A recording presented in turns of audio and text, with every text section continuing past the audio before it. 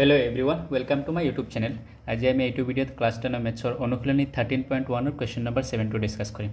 So এই কোৱেশ্চনটো বহুত important question হয়। চাও আহা কোৱেশ্চনত আমাক কি কৈছে, এটা তম্বু আকৃতিৰ এটা বেলনৰ ওপৰত এটা শংকুৰ মধ্যচৰে আবৃত। ঠিক আছে, এটা তম্বু আকৃতিৰ তম্বু কেনেকৈ থাকে আমি জানো, তম্বু এনেকৈ থাকে। ঠিক আছে, এইটো হল আমাৰ এই তম্বু।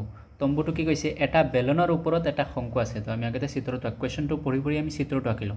কৈছে কেনেকৈ তম্বুটো বেলনৰ ওপৰত, এইটো হল আমাৰ ধৰা বেলন। ঠিক আছে, এই বেলনৰ ওপৰত আমাৰ কি আছে, এটা শংকু আকৃতিৰ মধ্যচৰে আবৃত তম্বুটো। তো বেলনৰ ওপৰত শংকু কেনেকৈ, এইটো হল বেলনৰ ওপৰত শংকু, এইটো হল আমাৰ তম্বু।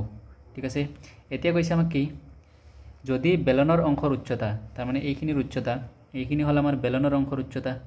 তো বেলনৰ অংশৰ উচ্চতা আমাক কি দি আছে, আৰু ব্যাস ক্ৰমে 2.1 আৰু 4 সেন্টিমিটাৰ।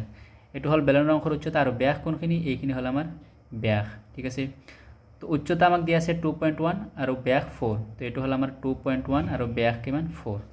এতিয়া চোৱা, ব্যাস যদি 4 হয় তেতিয়াহলে বেলনৰ ব্যাসাৰ্ধ কিমান হ'ব, ব্যাসৰ আমি জানো ব্যাসৰ আধা হল ব্যাসাৰ্ধ।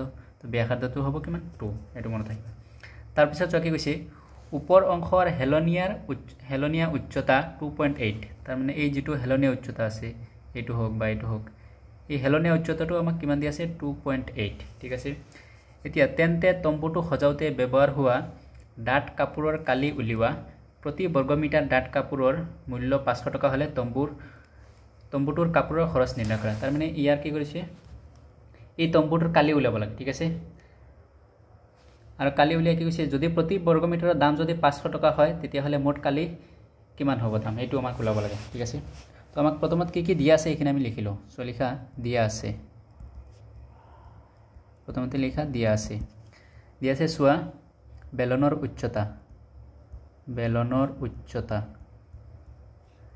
h ইকুয়ালস টু কিমান দি আছে 2.1 মিটাৰ। ঠিক আছে, বেলনৰ আৰু কি দি আছে ব্যাসাৰ্ধ r ইকুয়ালস টু কিমান হ'ব 4/2, তাৰ মানে 2 মিটাৰ। ঠিক আছে, আৰু শংকুৰ হেলনীয়া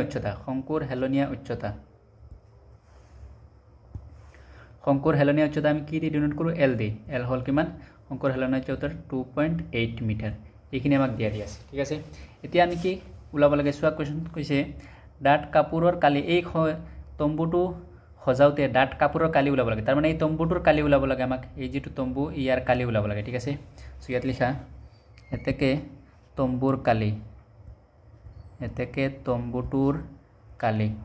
তম্বুটোৰ কালি কি হ'ব, ইয়াত চোৱা এটা বেলন আছে, এইটো এটা বেলন আৰু এটা শংকু আছে। তাৰ মানে কি হ'ব, বেলনৰ কালি প্লাস শংকুৰ কালি, বেলনৰ কালি প্লাস কি হ'ব শংকুৰ কালি। এতিয়া বেলনৰ কালিৰ ফৰ্মুলা আমি জানো কি 2πrh। তো এইটো হল বেলনৰ কালিৰ ফৰ্মুলা 2πrh, এইটো ফৰ্মুলা মনত ৰাখিবা। আৰু শংকুৰ কালিৰ ফৰ্মুলা কি πrl, যৰ l টো হল হেলনীয়া উচ্চতা। এই দুটা ফৰ্মুলা মনত ৰাখিলে হৈ যাব। এতিয়া চোৱা, আমাক rh আৰু l সবৰ মান আছে। সো আমি কি কৰিম, মান কেইটা বহাই দিম। 2 * π কিমান 22/7, r কিমান চোৱা ব্যাসাৰ্ধ 2 আছে, তো 2 দিয়া, h কিমান চোৱা 2.1, সো এইটো হ'ব 2.1 প্লাস π কিমান 22/7 ইনটু r কিমান 2 আৰু l কিমান 2.8। সো ইয়াতে l 2.8 দি আছে। এতিয়া এইখিনি কাটাকাটি কৰা। সো 7 * 7 7 3 * 21, ইয়াত দশমিক আছে 1 আগত, তো ইয়াতে দশমিক হ'ব। 7 * 7 7 4 * 28, ইয়াতে দশমিক আছে, সো ইয়াতে দশমিক হ'ব। এতিয়া সো এইটো পূৰণ কৰি দিয়া, কিমান হ'ব এইটো চোৱা, 2 22 গুণ কিমান 44। ঠিক আছে, আৰু ইয়াতে চোৱা 22 আৰু 2 আছে, কিমান হ'ব 44। তো এইটো 44 টো কমন লৈ দিয়া, ইয়াত চোৱা কিমান থাকিব, এই 2 আৰু 0.3 আছে, 2 আৰু 0.3 পূৰণ কৰিলে কিমান পাবা 2 * 0.3, তাৰ মানে 2 3 6 0.6 প্লাস ইয়াতে কি আছে চোৱা 0.4 আছে, 0.4 আছে। এতিয়া চোৱা 44 আৰু 0.4 আৰু 0.6 এটো কিমান হ'ব 1 হ'ব। তো 44 * 1 তাৰ মানে 44 মিটাৰ স্কয়াৰ। এই হল তম্বুৰ কালি। এতিয়া চোৱা, কোৱেশ্চনত আমাক দি আছে এই তম্বুটোৰ কালি, এই তম্বুটো সজাওতে 44 মিটাৰ স্কয়াৰ কাপোৰ লাগিব। এতিয়া কৈছে প্ৰতি বৰ্গমিটাৰৰ দাম 500 টকা হলে 44 বৰ্গমিটাৰৰ দাম কিমান হ'ব, ইয়াত লিখা দিয়া আছে প্ৰতি বৰ্গমিটাৰৰ দাম দিয়া আছে, প্ৰতি বৰ্গমিটাৰৰ দাম দিয়া আছে আমাক 500 টকা।